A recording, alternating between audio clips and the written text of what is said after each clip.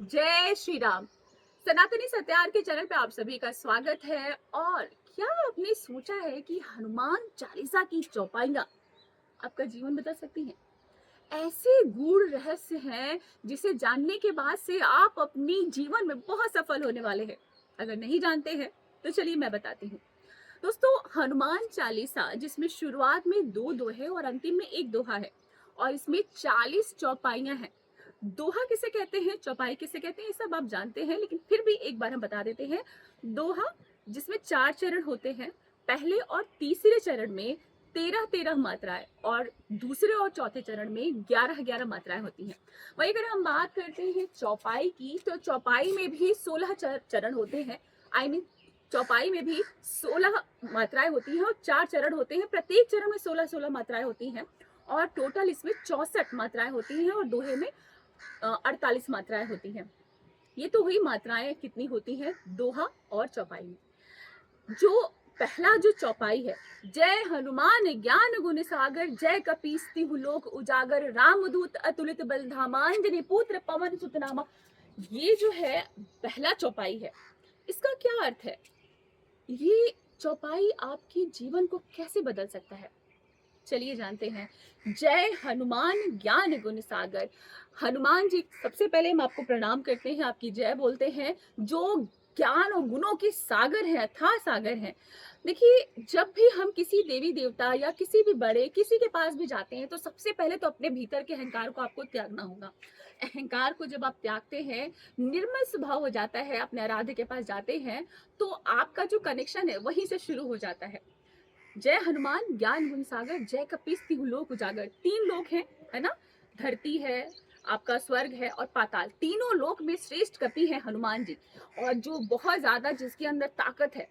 ज्ञान गुण सागर जय कपीस तिहु लोक उजागर, रामदूत अतुलित बलधामा, अंजनी पुत्र पवन सुत नामा। राम जी के दूत है, राम जी के परम भक्त है, राम जी के आराध्य, राम जी उनके आराध्य हैं। और जो सेवा भाव भगवान हनुमान जी में है, वो सेवा भाव अगर हमारे भीतर आ जाए, किसी भी काम में, अगर हम अपने ईश्वर के प्रति हम प्रेम करते हैं, या किसी कार्य के प्रति, या हम स्टूडेंट हैं, या हम कोई जॉब करते हैं, या हम मैं गृहिणी हूँ, या फिर कोई भी अगर आप काम कर रहे हैं, उसमें अगर वही भाव आ जाए जो हनुमान जी के मन में है राम जी के प्रति, तो आप अपने काम में जरूर से जरूर सफल होंगे।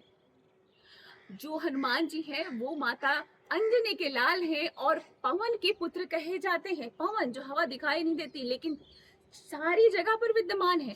तो सोचिए, ईश्वर भी तो सभी जगह विद्यमान है। कुछ लोग ऐसे होते हैं, सोचते हैं कि अगर हम ये गलत काम कर दे, ईश्वर नहीं देख रहा है क्योंकि ये तो हम ही अकेले हैं, लेकिन वो ईश्वर पवन के समान हर जगह विद्यमान है, जो आपको हर जगह से देखता है। तो मन में ये तो ख्याल निकाल दीजिए कि ईश्वर हमें नहीं देख रहा है अगर ये हम काम कर रहे हैं। दूसरी बात ये है कि ईश्वर का कोई एक समय नहीं होता है कि अगर मंगल को पूजा करेंगे, या अभी चल रहा है बड़ा मंगल तो इसमें पूजा करेंगे, या माता के नवरात्र आते हैं, ये बिल्कुल भी दिमाग से निकाल लीजिए। ईश्वर जो है ना, वो 12 महीनों है, 30 दिन आपको वो विद्यमान है, धरती पर है। किस रूप में है? कहते हैं ना जाने किस रूप में नारायण मिल जाएगा, तो किस रूप में आ जाएंगे आपको नहीं पता।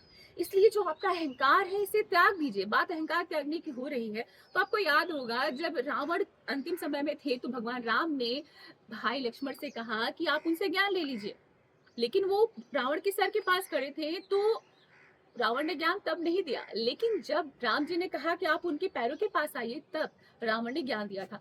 वैसे ही अगर हमारे भीतर अहंकार होता है, तो हमारे अंदर ज्ञान नहीं होता। अहंकार को जब हम त्यागते हैं, तभी ज्ञान आता है, तभी बुद्धि आती है, तभी सेवा भाव आती है, और तभी हम अपने जीवन में समर्पित, जिस कार्य में समर्पित होते हैं उस काम में हम सफल हो जाते हैं। एक छोटा सा उदाहरण आपको मैं देती हूँ कि बिहार राज्य में गोपालगंज जिले में एक रहसु भगत थे, जो माता की पूजा करते थे, और माता से उनका इतना कनेक्शन था, इतना सेवा भाव था, इतना प्रेम था कि राजा मनन के कहने पर माता जो है, वहाँ थावे वाली माता जो है, रहसु भगत के सर से वो उन्होंने इतना रूप, उन्होंने कंगन के सहित उन्होंने सर को फाड़ते हुए उन्होंने दर्शन दिए थे। कहते हैं मन चंगा तो कठौती में गंगा। रैदास जी ने कठौत में गंगा माँ को बुला लिया था। तो यानी अगर आपका मन चंगा है, पवित्र है, तो आपको इधर उधर भटकने की जरूरत नहीं है। आप अपने माता पिता की सेवा कीजिए। आपके माता पिता ही सबसे बड़े भगवान हैं, उनको खुश रखिए। और आपके पास जो आसपास जो पशु पक्षी हैं, उनको सेवा भाव कीजिए, जरूरतमंदों की मदद कीजिए। यही तो चाहते हैं हनुमान जी। और यही आपको हनुमान चालीसा की प्रत्येक चौपाइयों में जो संदेश मिलने वाला है, पहली चौपाई का तो मैंने बता दिया। और अगर बाकी चौपाइयों का भी अर्थ आप जानना चाहते हैं तो कमेंट में जरूर लिखिए कि दूसरी चौपाई का भी अर्थ बताइए। और हाँ, कमेंट में जय श्री राम जरूर से जरूर लिखिए मेरे चैनल सनातनी सत्यार्थ को। अगर ये वीडियो पसंद आया तो लाइक कीजिए, सब्सक्राइब कीजिए और ज्यादा से ज्यादा शेयर कीजिए। जय श्री राम।